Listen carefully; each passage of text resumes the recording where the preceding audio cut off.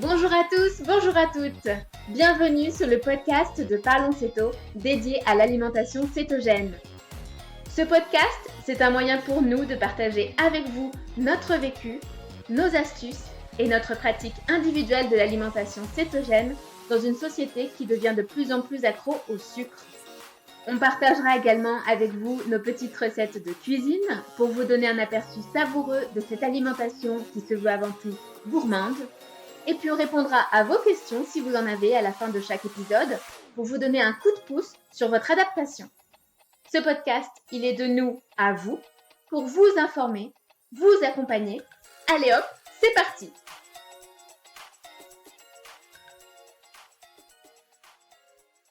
Bonjour à tous, bienvenue dans ce 7e épisode de Parlons Céto. Je m'appelle Leïla et je suis accompagnée par mes curieuses préférées, Ludo. Salut. Débo. Salut. Et Nadège. Bonjour. Nous sommes en juillet, les vacances sont débutées pour un certain nombre d'entre vous. Ici, on a fait le choix de continuer à profiter de Paris pendant un mois et puis rester présente pour vous soutenir dans votre changement de mode de vie et vous accompagner sur la route des vacances pour les plus chanceux. Sans plus attendre, on rentre dans le vif du sujet car aujourd'hui, on aborde différentes variantes de l'approche cétogène. Alors, jusqu'à présent, on a abordé l'alimentation cétogène en expliquant que c'est une alimentation qui vise à faire changer la voie métabolique préférentielle du corps, c'est-à-dire faire comprendre à notre corps qu'il sait et qu'il peut se nourrir d'autre chose que de sucre. Pour arriver à ce résultat, il existe plusieurs approches. On a détaillé dans les épisodes précédents le cétogène strict, c'est-à-dire moins de 20 grammes de glucides par jour. Et aujourd'hui, on va en aborder d'autres. Car rappelez-vous, le but, c'est de trouver la variante dans laquelle on se sent bien et qu'on est capable d'adopter sur le long terme. Alors, c'est parti, on commence par la première, le low carb. Débo ? Oui, alors le low carb, on dit low carb, mais c'est plutôt low carb high fat. Alors désolé pour mon accent anglais. On le surnomme aussi LCHF. Alors le terme anglais, il se traduit par faible en glucides, low carb, et haut en lipides, high fat. Donc manger moins de glucides et plus de gras. Alors, par combien de glucides on a dans le low carb? On va dire qu'on va manger moins de 100 grammes de glucides par jour. Parce que c'est à partir de là que le cerveau commence à changer de carburant et à ne plus fonctionner à 100% au glucose. Moins on mange de glucides, plus on augmente la production de corps cétonique, ça on l'a bien compris. 100 grammes, c'est pas une valeur exacte. Ça va dépendre de son activité physique, de son passé médical et d'autres choses. Alors, qu'est-ce qu'on va manger en LCHF ou low carb? Eh bien, les mêmes choses qu'en céto, j'ai envie de dire. Surtout pour ce qui est des protéines. Les viandes, le poisson, les fruits de mer, les œufs, enfin voilà, il n'y a pas de sucre dans la viande, enfin ou très peu. Par contre, on s'autorise plus de choses, comme les légumes, qui sont au-dessus de 4-5 grammes de glucides pour 100 grammes, comme les carottes, le potiron, les pois mange-tout. Concernant les fruits, on peut s'autoriser de temps en temps des cassis, des groseilles, qu'on peut aussi s'autoriser en cétogène, mais là, on va jouer sur la quantité. On va peut-être pouvoir en manger un petit peu plus. On peut s'autoriser un peu plus souvent de la purée d'amande, du beurre de coco, que l'on trouve aux environs de 8 à 8 grammes pour 100 grammes de glucides. On peut se faire plus souvent des gâteaux avec de la farine de soja, de la farine de coco, qui sont des farines qui tournent autour de 15%, 15-20% de glucides. On peut manger aussi plus souvent de yaourt à la grecque. En gros, le LCHF, low carb, c'est une approche qui est en douceur de l'alimentation cétogène. Peut-être une première marche, un premier pas pour les personnes qui vont commencer. Ça va permettre de se déshabituer du sucre et d'avoir les premiers résultats sur une perte de poids ou voire même peut-être une amélioration du diabète. Alors moi, personnellement, je suis l'alimentation low carb quand je suis en société. Par exemple, quand je sens que ça va être compliqué de garder mes glucides en dessous de 20 grammes, eh bien, je m'autorise un petit peu plus quand je vais par exemple chez mon frère ou mes beaux-parents. C'est plutôt occasionnel. Mais je reste toujours dans l'approche réduire mes glucides.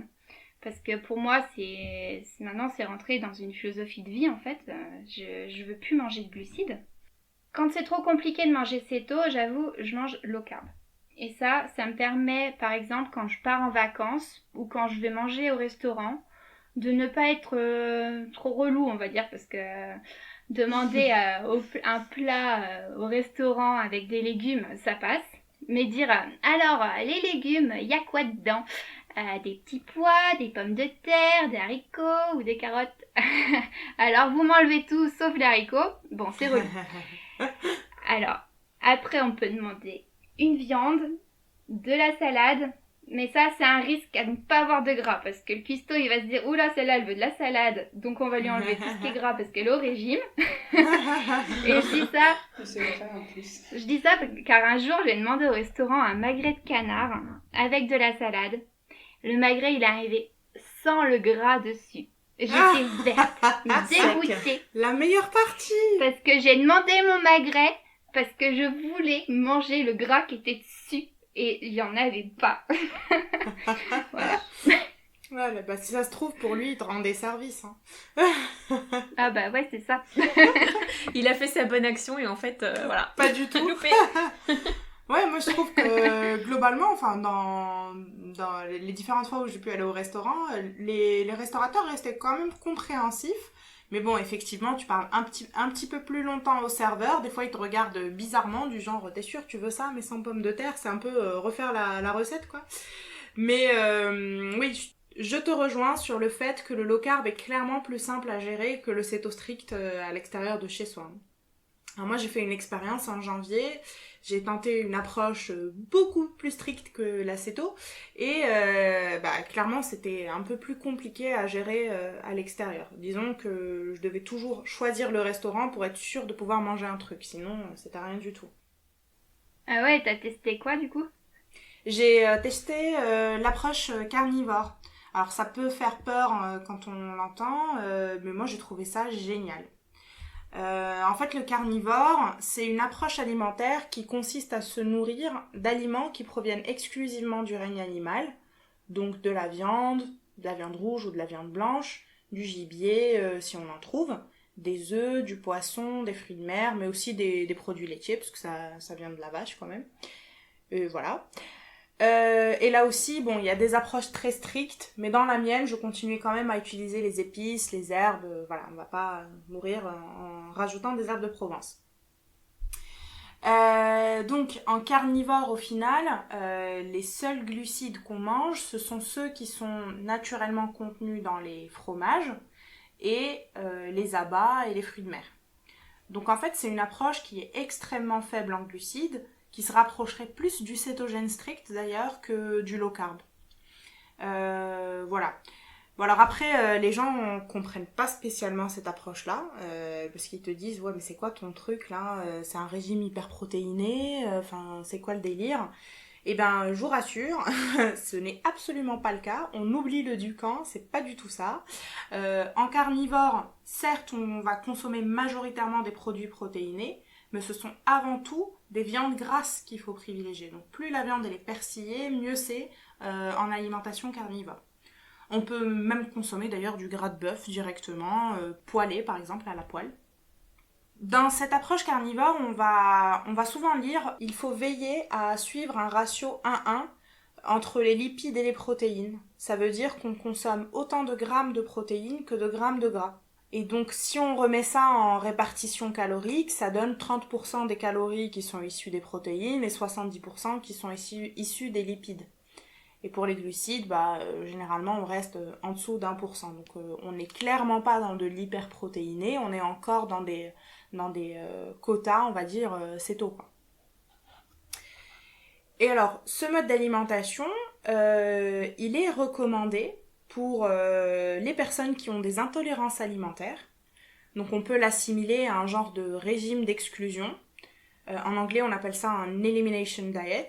C'est une phase transitoire où on ne mange plus que des produits d'origine animaux qui permet ensuite de réintroduire au fur et à mesure des aliments et être capable de déterminer ses sensibilités. Donc par exemple moi, j'ai pu découvrir que j'avais une sensibilité aux aubergines quand elles n'étaient pas assez cuites, aux poivrons et aux navets. Pas encore tout testé, mais voilà, je découvre petit à petit. Ça peut également être une bonne stratégie pour les personnes qui souffrent d'une perméabilité intestinale. Donc en adoptant cette stratégie alimentaire, ils vont enlever tous les antinutriments contenus dans les plantes qui peuvent être à l'origine de cette pathologie. Donc pour préciser, les antinutriments, ce sont des composants qui peuvent freiner l'absorption des nutriments dans l'intestin, voire causer une irritation. Ils peuvent utiliser l'approche carnivore pour soigner au final la perméabilité intestinale. Il y a certains témoignages qui montrent également un recul des maladies auto-immunes comme l'eczéma, le psoriasis, ainsi que certaines maladies métaboliques comme pour le céto strict. D'ailleurs, pour les curieux, on va mettre un lien dans les notes de l'épisode vers un site où on peut trouver tous ces témoignages si un jour vous voulez tester l'approche carnivore. D'ailleurs, ce qui est marrant, c'est qu'en fait, en faisant des recherches, on a pu découvrir qu'il y avait une clinique en Hongrie qui accompagne ces patients. Alors souvent, c'est des patients qui ont des maladies chroniques ou neurodégénératives. Donc, ils les accompagnent en suivant cette approche carnivore, mais eux se basent sur des ratios 2-1. Donc 2 fois plus de lipides que de protéines. Donc comme dirait Ludo, ça baigne. Cette approche porte un nom. Alors c'est un petit acronyme qui est le PKD pour Paléolithic Ketogenic Diet, ou en français le paléocétogène. Là aussi on mettra l'article dans les notes de l'épisode. Et puis plus simplement, ce mode d'alimentation permet de vraiment se déshabituer du goût sucré. C'est-à-dire que les personnes qui constatent qu'elles ont une vraie addiction au goût sucré, donc quand elles commencent la céto, il y a toujours les desserts, ceci, cela. Et là, le fait de passer en carnivore pur, c'est un peu un challenge pour passer le cap et arrêter d'être obnubilé par le goût sucré en permanence. D'ailleurs, pour l'anecdote, quand j'ai commencé le carnivore, mes 3 premiers jours, à la fin de mon repas, il me fallait absolument une touche sucrée avant d'aller me coucher. Et du coup, je mangeais du beurre avec de la cannelle par-dessus. Ça a duré 3 jours et après, j'en ai eu plus besoin. Voilà, c'est pas aussi bien que le steak haché micro-ondes, mais le beurre... Parce que, La excusez-moi, référence. mais si je peux me permettre, Vas-y. on est quand même... Enfin bref. Avocat de la défense. Ouais, merci. On est dans la même catégorie là, voire pire. Ouais. Alors si en plus c'est du beurre salé avec de la cannelle, c'est encore mieux. Trop bon. Beurre salé, c'est ma vie. Tu remarqueras, Ludo, quand même, que j'ai plus d'adhésion que le... Oui. que le steak haché Ouais, je vois micro-ondes, hein. Mais Je bon, vois ça. on dit ça. Alors, donc voilà, l'approche carnivore, moi j'ai vraiment trouvé ça bien. En revanche, il faut être vigilant par rapport à ses apports en micronutriments, c'est-à-dire les vitamines et les minéraux, ainsi qu'à la qualité de la viande. Donc on va peut-être essayer de privilégier de la viande nourrie à l'herbe, de la viande qui provient d'animaux nourris à l'herbe. Il faut également faire une belle place aux abats, notamment le foie de veau ou le foie de bœuf, qui sont très riches en micronutriments, ainsi qu'aux poissons gras. Alors, moi, ce que j'ai préféré au final dans le carnivore, c'est la simplicité. Vraiment, j'ai trouvé ça génial parce que il n'y a pas de comptage de macros, pas de préparation longue. Donc, globalement, tu rentres chez toi le soir, tu sors ton steak, tu le fais cuire, tu manges. Et puis, j'ai trouvé que ça m'a permis de me reconnecter vraiment à la sensation de satiété. Donc, on arrête de manger quand on n'a plus faim. Ah oui, et un truc non négligeable, c'est la charge mentale. C'est génial parce qu'en fait, on ne se pose plus la question qu'est-ce que je vais manger quoi ce ce soir. soir? Avec quoi je le fais? Est-ce que ça va être bon? Avec quoi je l'épice? Quelle recette? C'est ça. Ouais. Ah, mais il faut des légumes. Voilà. Donc, non, là, il faut pas de légumes. Le steak, et voilà. Et puis, clairement, c'est un gain de temps impressionnant en termes de course parce qu'on fait 2 ou 3 rayons et puis c'est terminé, quoi. Et puis moi, étant clairement une viandarde, les légumes ne m'ont absolument pas manqué. Et je mangeais réellement ce que j'aime d'un point de vue gustatif. Et puis ça m'a permis de me sevrer de mon addiction au sucre. Donc à l'issue de ça, j'étais plus capable de boire des sodas zéro. Je trouvais ça dégueulasse. Et même les chewing-gums sans sucre me paraissaient trop sucrés. Ce que j'ai le moins aimé dans cette approche-là, c'est la phase de transition. Alors moi j'ai eu l'impression de vivre une deuxième grippe cétogène. Et je sais que pour moi, il faut vraiment que je fasse attention à mes apports en sel, en potassium et en magnésium pour rester en forme. Mais bon, heureusement, ça n'a pas duré longtemps, ça a duré une petite semaine. Ensuite, il y a les petits troubles digestifs, du genre diarrhée, qui ont duré 3 semaines pour moi. Le temps que le système digestif se régule, parce qu'en fait, on a des bactéries au niveau de nos intestins, et quand on passe en carnivore, on n'a plus besoin de toutes ces bactéries. Donc l'intestin fait le ménage. Et donc pour ceux qui s'inquiètent de l'absence de fibres, je vous rassure, ça va beaucoup mieux de ce côté-là aussi. D'ailleurs on a trouvé une vidéo qui explique l'absence de relation entre constipation et consommation de fibres. Et voilà, à l'issue de cette vidéo, on comprend que finalement les fibres sont pas essentielles à un bon transit. Donc voilà, pour résumer, j'ai adoré. Je suis majoritairement carnivore. Je dirais à 80-90%. Débo, je pense que tu as également testé, non? T'en as pensé quoi? Oui, alors moi j'ai aussi testé le carni en même temps que toi en janvier, parce qu'il y avait le célèbre défi carnivore, puis que vous m'en aviez un peu parlé. Et je l'ai fait, mais j'ai pas tenu. La cause principale de mon arrêt, ça a été mon copain. Parce que lui, il mange beaucoup de légumes. Et il comprenait pas que moi j'en mange pas. J'étais jugée à chaque repas parce que il faut des fibres et puis machin. Et puis j'ai eu des soucis au début au niveau transit. Et du coup, il comprenait pas pourquoi je mangeais plus de légumes, quoi. Il me disait ça va pas aller, ni rien. Donc j'étais tout le temps en constant en train de me justifier. Mais par contre, pendant ces 15 jours-là, j'ai ressenti les bienfaits que tu as cités. Je me suis sentie mieux dans mon corps, j'ai perdu du poids et j'ai aussi, j'ai enlevé le goût sucré aussi, mais bon, 15 jours c'est pas assez en fait, je pense qu'il faudrait que je recommence parce que je me sentais bien en fait et j'ai quand même le souvenir de m'être sentie bien et au niveau du transit, ça a été top aussi, du coup c'est un point non négligeable. Et en fait, maintenant, je mange beaucoup plus de viande que de légumes dans mon alimentation céto. J'ai toujours une viande dans mon assiette.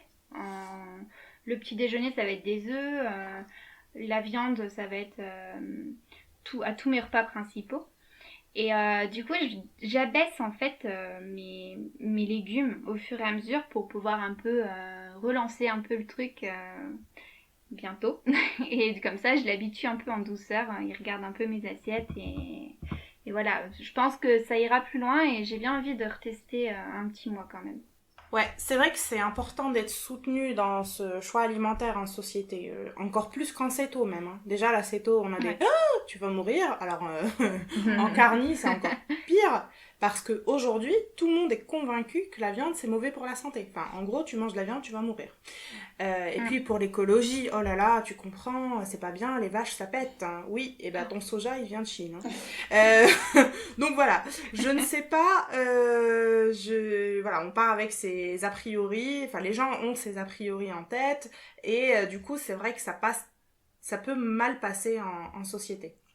Je voulais ajouter un truc par rapport à ça. En fait, l'approche carnivore, là où elle est hyper intéressante, c'est que les nutriments qui sont contenus dans les produits animaux, ils sont toujours mieux assimilés et mieux utilisés par notre corps que ceux dans les végétaux.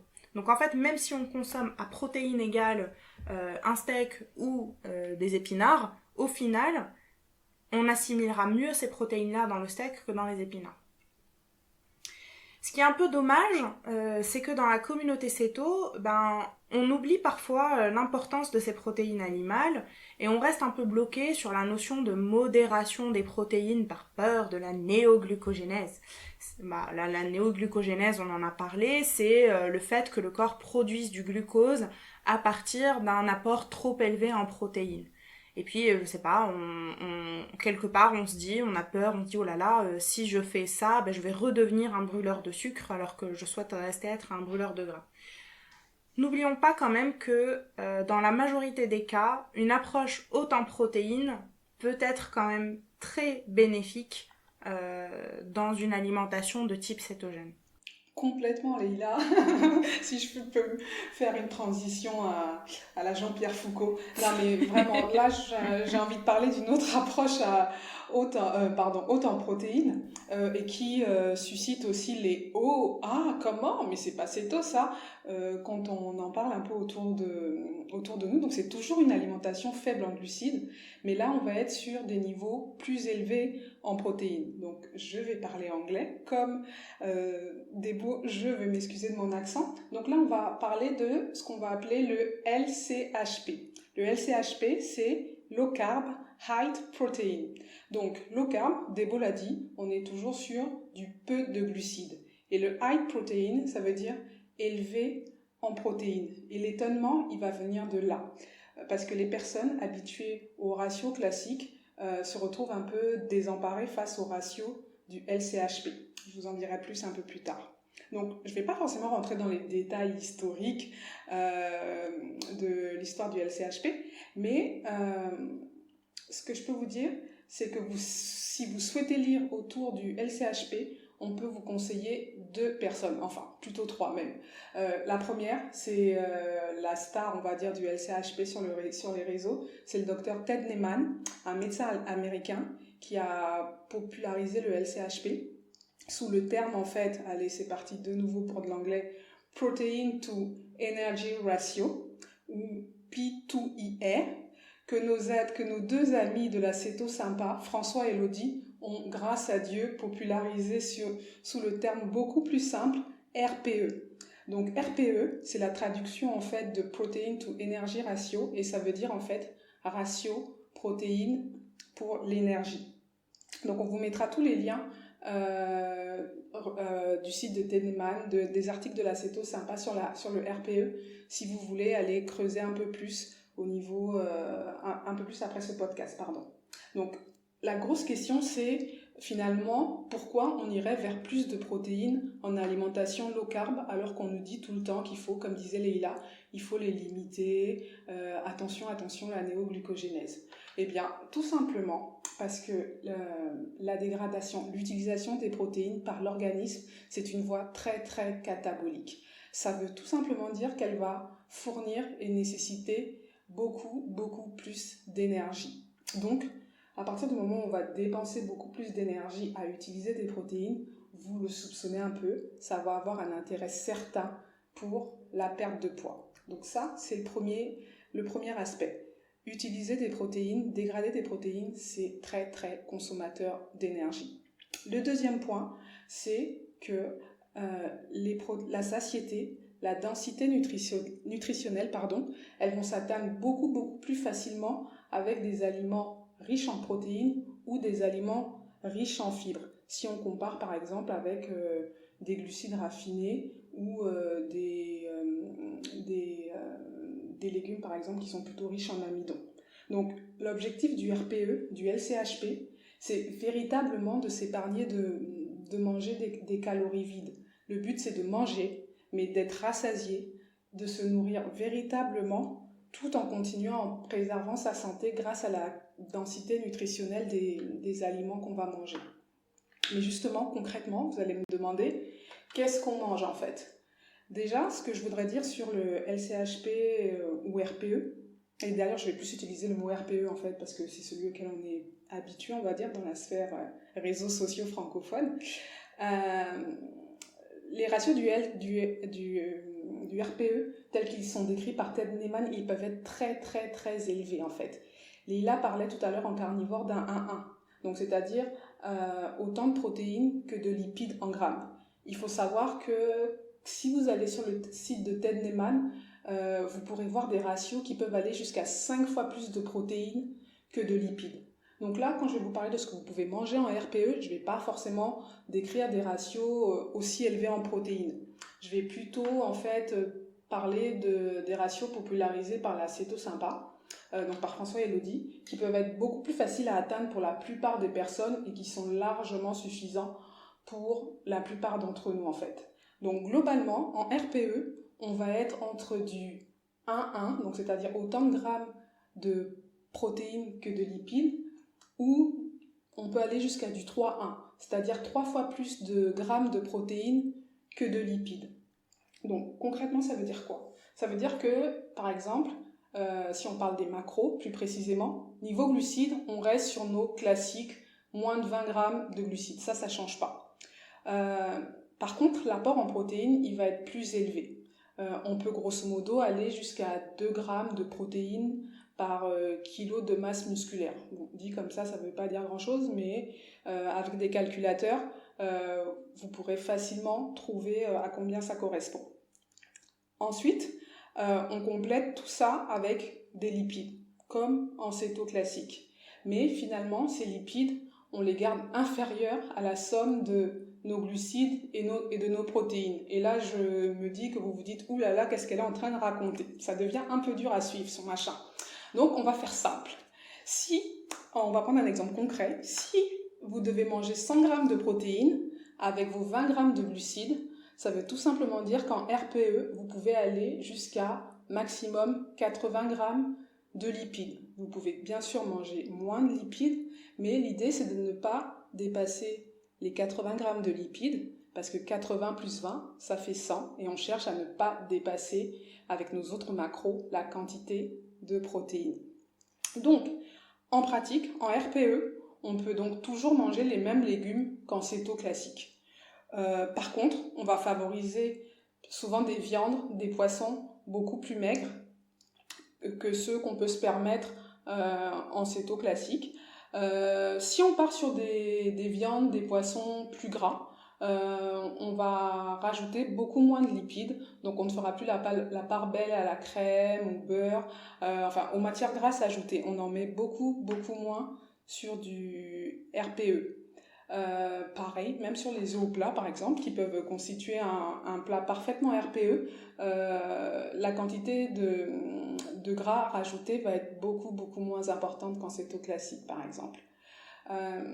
Ce qu'il faut noter, c'est que même avec plus de protéines, on reste tout de même sur un niveau correct de lipides en fait. Je rejoins Leïla sur le côté hyperprotéiné en fait, dont on pourrait taxer en fait le RPE. Et là je parle bien du RPE dans des ratios entre 1,1 et 3,1. Si je reviens sur l'exemple des 100 grammes de protéines, des 20 grammes de glucides et des 80 de lipides, on peut très bien descendre nos lipides si on choisit une approche RPE. On peut donc manger moins de 80 grammes de lipides. Après, l'idéal de ce qui ressort, c'est d'essayer toujours d'en consommer 30 à 40 grammes par jour de lipides. Et on peut, si on le souhaite, monter ses protéines. C'est tout à fait possible. Après, là, du coup, on se rapproche plus des ratios dont je vous parlais, assez élevés, que vous pourrez retrouver sur le site de Ted Naiman. Donc, comme on le dit assez souvent, en fait, le ratio, ça va être le bon ratio, ça va être celui que vous allez trouver grâce à vos sensations, grâce à vos résultats, votre perte de poids, votre lucidité, votre humeur, est-ce que vous dégonflez ou pas. Voilà, c'est vraiment un ajustement à trouver. Mais ce qu'il faut retenir en fait, c'est qu'en mangeant RPE, en mangeant LCHP, en mangeant, on va dire, un cétogène plus protéiné, vous devriez avoir une meilleure satiété. Vous allez développer plus de masse musculaire, et en développant plus de masse musculaire, il n'y a pas de débat là-dessus, quand on a plus de masse musculaire, on augmente notre métabolisme. Et en augmentant votre métabolisme, vous allez donc brûler plus de masse grasse, et donc votre perte de poids, votre perte de masse grasse peut s'accélérer. Donc, ce qui fait du RPE, en fait, quelque chose d'idéal, notamment pour les personnes qui ont déjà fait de la céto, qui sont en céto depuis un certain temps et qui se retrouvent face à un plateau de poids. Le RPE peut clairement les aider à casser ce plateau de poids. Après, le RPE peut aussi très bien convenir à des débutants en céto en fait, qui ont du mal à manger très gras. C'est à tester. Par contre, ce qu'il faut aussi mettre en avant, c'est que le fait de manger beaucoup de protéines peut être difficile pour les anciens, on va dire, de l'acéto classique. L'adaptation peut être, on le voit dans les témoignages, un peu compliquée pour arriver à augmenter ses protéines sans augmenter ses lipides en fait. Du coup, le recours au comptage peut être nécessaire, à des astuces, on va dire, pratiques, comme commencer par manger sa viande avant de manger le gras ou les légumes qui l'accompagnent, pour être sûr toujours d'avoir le bon ratio de protéines dans son alimentation. Donc voilà grosso modo ce que je pouvais dire autour du LCHP ou du RPE. Il y en a une parmi nous en fait qui est très très RPE. C'est notre cuisinière en chef, Nadège. Tu veux bien nous raconter, Nadège, ta vie RPE? Ma vie RPE, vis ma vie RPE. C'est ça. Alors pour ma part, j'ai testé la méthode RPE mise en lumière par François et Elodie du site La Céto Sympa.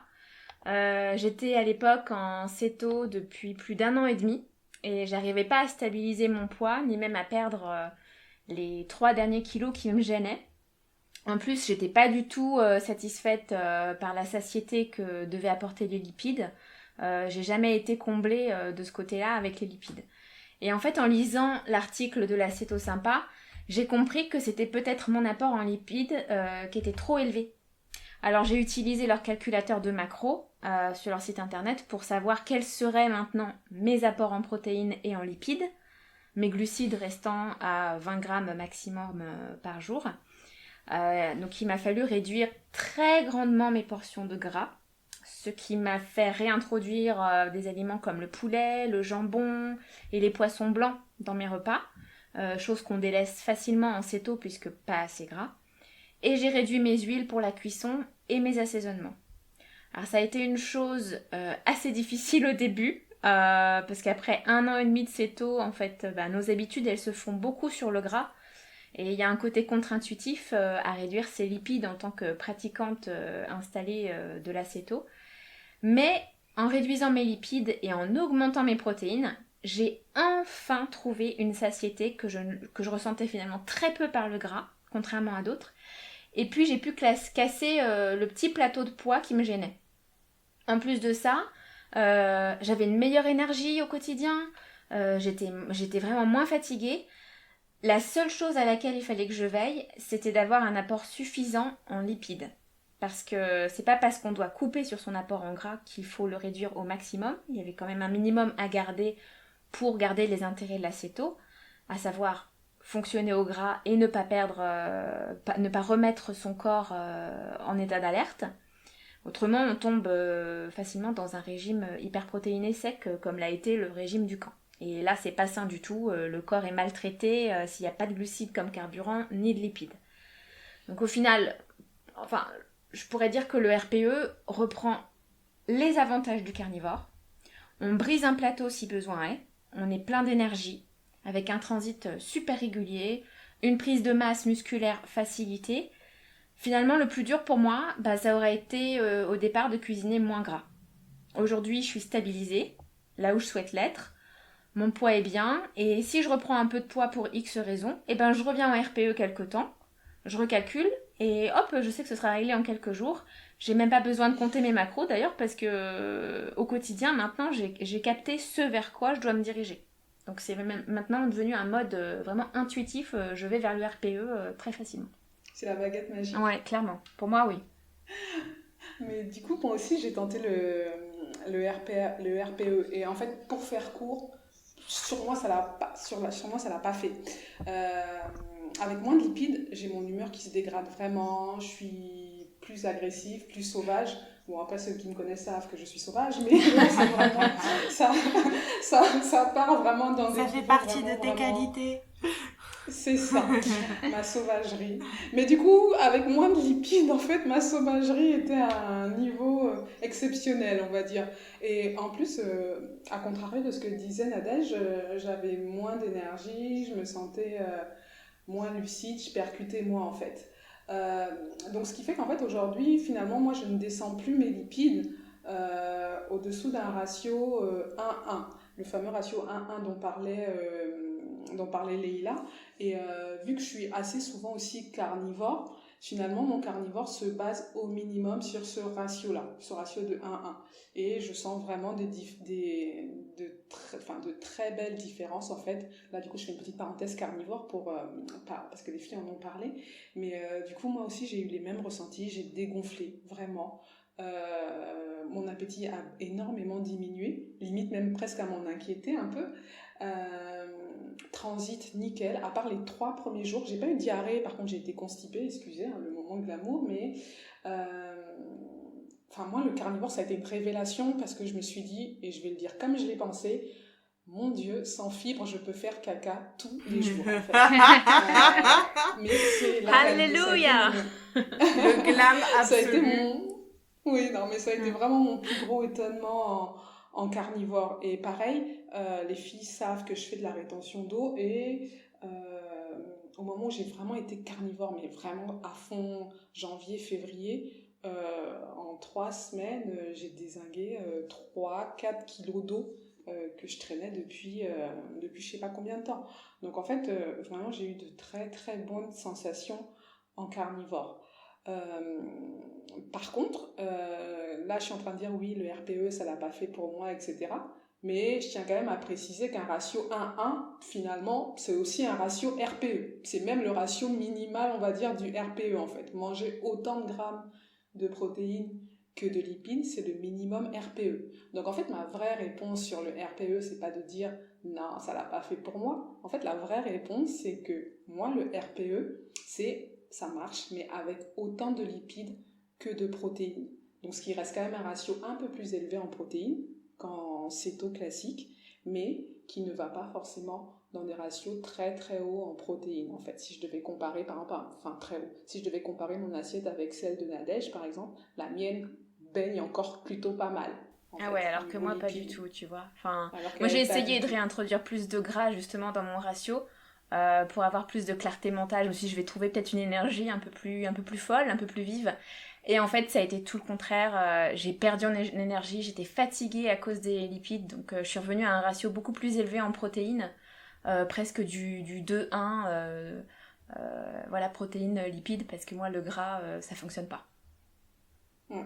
Et pour ceux qui s'interrogent, en fait, le 1-1 et les ratios RPE, si vous voulez pas parler en 1-1, en fait, vous allez plutôt, en céto classique, on est plutôt autour, on va dire, d'un 20-80 ou d'un 25-75. En fait, bon, j'enlève les glucides, mais grosso modo, on est autour de ça. Et en fait, sur le RPE, on va commencer à aller taper plutôt autour des 35-65, du 40-60, voilà, entre protéines et lipides si on parle en calories. Donc voilà. Donc moi je dis oui au RPE, juste trouver son ratio, vraiment. Voilà. Moi je trouve ça intéressant tout ce que vous venez de dire sur le RPE et le carnivore, parce que en fait ça prouve bien qu'on réagit pas tous pareil. Et en fait, il faut tester à plusieurs moments de notre vie comment on va être et tout. Et il faut tester plusieurs approches de l'alimentation, entre guillemets, cétogène, quoi. Il y a plusieurs... je trouve ça très intéressant. Complètement, on n'a pas la même céto. Et du coup, d'ailleurs, je voudrais même rajouter, parce que là, c'est vrai qu'on est des viandardes et là, avec cet épisode, l'étiquette ne va pas partir. Mais, par exemple, sur le RPE, il y a des personnes... végétariennes qui font du RPE en fait aussi. Ça, je l'ai vu sur les réseaux, donc ils mangent très très élevé en protéines tout en étant céto. Donc le RPE, ce n'est pas, on va dire, uniquement qu'un truc de viandard. Après, ça peut être plus compliqué, mais c'est possible. Super, merci beaucoup pour tous ces témoignages. Je rejoins ce que disait Debo, hein. En fait, on a tous un vécu différent, un métabolisme différent, et aujourd'hui on a choisi de présenter les différentes approches pour aider chacun d'entre nous et à chacun d'entre vous à trouver celle qui lui correspond le plus. En fait, si on devait vous passer un message essentiel à nos yeux, c'est tester ce qui marche sur vous, parce que c'est pas des ratios que vous allez trouver sur internet qui s'appliqueront exactement à votre cas. Il y a aussi un autre message qu'on voulait vous passer, c'est que quand on est dans un objectif de perte de poids, pensez aux protéines. si vous stagnez, ne vous dites surtout pas ah non mais je vais baisser un petit peu mes protéines, comme ça je ferai moins de glucogénèse et bam ça va repartir. Faux. Ce que disait Ludo, c'est hyper important.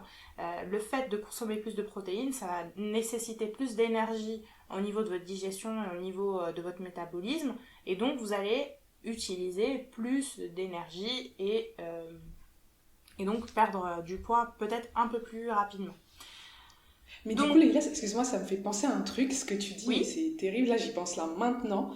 Je repense à une de mes mes publications Instagram du début, une publication Céto que je faisais, et je me rappelle, j'étais là en mode, ah ouais, aujourd'hui journée faible en protéines, mais une journée à 40 grammes de protéines en fait. Et avec le recul, je me dis, mais ma pauvre, qu'est-ce que tu faisais en fait? Parce que pour moi, baisser mes protéines, c'était un levier possible en fait, alors qu'aujourd'hui je dirais non en fait. Mon premier conseil aux gens, c'est de dire est-ce que tu manges assez de protéines mais clairement. Ouais. Mais je pense qu'il est clairement plus néfaste d'en consommer trop peu que d'en consommer un peu plus. Hein. Je pense clairement. Aussi. Je pense aussi. Donc c'est effectivement quelque chose qu'il faut bien ajuster, notamment en fonction de sa taille, son poids, mais surtout de son activité. Si vous êtes un grand sportif, évidemment il faudra manger plus de protéines que si vous faites du sport de manière occasionnelle. Donc voilà, bon, on a parlé de sport, on a parlé de protéines. Maintenant on va parler de bouffe parce que ça nous a manqué. C'est parti, sans transition, on passe à l'instant miam. Vas-y Nadège, en piste. Et oui les filles, alors je sais pas si vous avez remarqué, mais c'est l'été. Là c'est l'été, c'est les vacances. Il fait ça 35 degrés. Oui, non mais là c'est terrible. Là à Paris on est en pleine micro-canicule. Donc juillet est là et on a envie de se relaxer, de profiter de la plage avec des petits grains de sable collés entre les doigts de pied. On veut de la simplicité, pas de prise de tête dans la cuisine. C'est pourquoi je vous propose un dessert frais, estival, mais surtout ultra rapide. Une recette de feignasse. Une feignasse en vacances. Et la feignasse en vacances, qu'est-ce qu'elle fait? Elle fait une gelée de citron. Oh là là, en plus ça a l'air trop frais ça, le citron, ça va être trop bon. Ouais, et c'est souvent ce qu'on recherche l'été. Quand il fait 33, 35, on n'a pas forcément envie d'un dessert lourd à base de farine d'amande, de chocolat bien lourd et tout. Non. On recherche plutôt la légèreté. Et là, on est en plein dedans. Et ce dessert, il est tellement simple à faire qu'il vous faudra seulement 3 ingrédients en tout et pour tout. Ah ça c'est bien, parce que quand on commence ce cétogène, Nadège, je crois qu'il ne faut pas faire compliqué. Oui, et quand on débute, il ne faut pas s'acharner à faire à tout prix des desserts compliqués, parce que le risque, ce serait un peu de trouver l'alimentation cétogène fatigante à préparer, alors que c'est absolument pas le cas. La majorité du temps, il faut cuisiner simple et des aliments bruts, et puis de temps en temps, se lancer dans une recette élaborée pour sortir des sentiers battus, mais aujourd'hui, on fait simple. Tu as tout à fait raison, la simplicité, c'est la clé de la réussite à long terme. Alors, comment on s'y prend pour cette recette de gelée de citron? Moi, je dirais du citron. Ouais, bravo, voilà. On est en plein dans Jean-Pierre Foucault, alors 3 réponses possibles. Alors oui, Ludo, tu as une clairvoyance qui m'épate toujours. On a besoin de citron. Alors, pour être plus exact, on va essayer d'être un peu plus exact quand même pour notre recette. Alors, il nous faudra 100 g de jus de citron jaune. Ça représente à peu près 2 gros citrons. Une feuille et demie de feuilles de gélatine de porc et 30 g d'érythritol. Ah ouais, juste 3 ingrédients. Avec ça, on va faire un dessert. 3 ingrédients.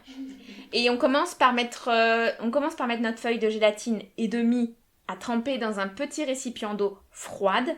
C'est important que l'eau soit froide, sinon ça fond. Surtout en ce moment, quand il fait chaud à la maison, ça peut vite chauffer tout seul en fait. Donc dans une eau bien froide, pour qu'elle se ramollisse, il faut en général 10 minutes de trempage. Pendant que notre feuille de gélatine et demie se détend dans son bain d'eau froide, on va presser nos 2 gros citrons pour obtenir 100 g de jus, auquel on rajoute les 30 g d'érythritol. Je vous rappelle qu'on trouve l'érythritol en supermarché sous la marque Purvia Original, ou Candrel Sugarly. On peut aussi en trouver dans les magasins bio pour ceux qui peuvent avoir un magasin bio près de chez eux. Donc on mélange un peu le jus de citron et l'érythritol et on chauffe tout ça dans une casserole à feu vif tout en remuant pour continuer à faire fondre l'érythritol dans le jus. Quand la préparation frémit, on baisse le feu au minimum et on incorpore notre gélatine ramollie et essorée. Faut bien penser à l'essorer. On remue pour bien faire fondre la gélatine dans le jus et hop, on retire du feu. On verse ensuite notre futur gelé dans un bocal en verre et on laisse un peu refroidir à l'air libre avant de le placer dans notre bocal dans le frigo pour que la gelée prenne bien. Et voilà. Et c'est aussi simple que ça. Une jolie gelée de citron, pas chère, facile et rapide. Wow, ça a l'air bon et moi je pense que je vais en faire. Et comment tu la dégustes, toi, ta gelée au citron? Eh bien, on peut la déguster à la petite cuillère, pour les plus gourmandes. On peut aussi la tartiner sur du pain céto ou l'ajouter dans son yaourt grec, par exemple. Mon petit délice, perso, c'est de l'ajouter à de la ricotta bien fraîche et éventuellement, je parsème quelques pistaches ici et là. Et voilà, j'ai mon petit dessert à moi, bien frais et hyper gourmand. Ça vend du rêve. Alors moi je sais exactement comment je vais la faire. J'ai des petits moules qui sont des petits moules petits oursons. Donc je vais faire ça va me faire des petits bonbons. Oh là ça va là. être parfait. Je mettrai la photo sur Parlons Céto. Bon allez, on passe aux questions auditeurs. C'est toi Ludo qui prend? Ouais, c'est moi. On a une question de Nathalie qui nous a envoyé un petit message Instagram et elle nous a demandé en fait combien de lipides faut-il consommer. Certains disent 200 grammes minimum par jour et d'autres 80%. Et sur quel type de gras il faut s'orienter. Donc, moi, ce que j'ai envie de dire, j'ai envie de donner un peu mon avis déjà, c'est que personnellement, j'ai un peu de mal avec cette quantité journalière de 200 grammes, car ça voudrait dire que tout le monde a les mêmes besoins, et que donc, tout le monde devrait manger 200 grammes de lipides par jour. Ce qui me semble un peu bizarre, j'ai envie de dire. Ensuite, cette quantité qu'on lit beaucoup, qui se diffuse en fait sur l'internet cétogène, je la trouve pas du tout nuancée en fait. J'ai souvent du mal quand je la lis à savoir est-ce que c'est au moment de la céto-adaptation, est-ce que c'est pendant toute la période de perte de poids, est-ce que c'est au moment où on se stabilise, est-ce que c'est en routine en fait, ça fait 5-10 ans qu'on mange cétogène et on continue à manger 200 grammes de gras. Moi cette quantité elle me semble assez floue en fait, parce que surtout que j'ai pas la source en fait mais de l'origine de cette quantité. Et donc ma position, et c'est vraiment la mienne, c'est qu'il faut manger assez de lipides. Oui, je sais, ce n'est pas un chiffre, mais le principe en fait, c'est à partir du moment où on rentre dans une alimentation faible en glucides, donc on baisse ses glucides, il faut monter ses lipides. Et on l'a dit tout au long de notre épisode, quelles que soient les approches, en fait, finalement, on insiste finalement sur cette quantité de assez de lipides. Donc je le dis, oui, je sais, ce n'est pas le chiffre magique en grammes qui tirait Nathalie, mais ce qu'il faut déjà comprendre derrière ce assez de lipides, c'est que ça sera déjà certainement plus qu'avant. Donc moi, je tablerai plus sur ce pourcentage en fait, que tu vas adapter en fait en fonction de tes ressentis. Et donc, plutôt que 200 grammes de lipides, moi je dirais que manger à satiété, en fait, une quantité de lipides qui représente entre 60 et 80% en fait de son apport calorique, c'est la quantité idéale en fait pour moi. Je ne sais pas combien de grammes de lipides ça va représenter en fait dans ton assiette, mais voilà, pour moi je table plus sur un pourcentage. Parce qu'aussi on ne mange pas tous les jours la même chose, en fait on ne mange pas strictement la même quantité de calories tous les jours, donc moi je tablerais plus sur un pourcentage que sur cette quantité de 200 grammes fixe. Et pour la question des gras à manger, ce qu'on va appeler les bons gras en fait, on l'aura compris, on est très très branché animal, mais j'ai envie de te dire, fais la part belle aux gras saturés, aux graisses animales, graisse de canard, saindoux, beurre, crème si besoin, t'as la graisse de bœuf aussi, j'ai oublié comment ça s'appelle. Le suif. Le suif, voilà. T'as plein de graisses animales, en fait, presque oubliées, en fait, qu'on peut trouver même au supermarché, pas très cher, et qui auront un excellent impact, en fait, sur ta santé métabolique. Et puis, bien sûr, toujours, il y a les graisses végétales. Il y a la fameuse huile d'olive, en fait, que toute personne céto a dans sa cuisine. Et c'est une très, très bonne base, en fait. Si, à la limite, si tu ne devais en garder qu'une, ce serait celle-là. Par contre, évite en huile végétale, évite les huiles qui sont riches en oméga 6. Tout ce qui est arachide, tournesol, colza.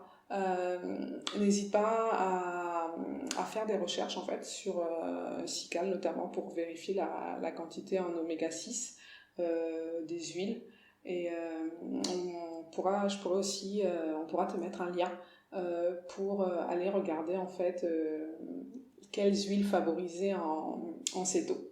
Donc voilà. Ah bah super, nickel, merci les filles, encore un chouette épisode. Alors, si vous testez la recette, n'hésitez pas à mettre le hashtag #ParlonsCéto pour nous faire saliver devant vos plats. On attend vos questions sur nos réseaux sociaux ou par mail sur parlonsceto@gmail.com. Alors, la semaine prochaine, on parlera indicateurs de performance, les fameux KPI de la céto.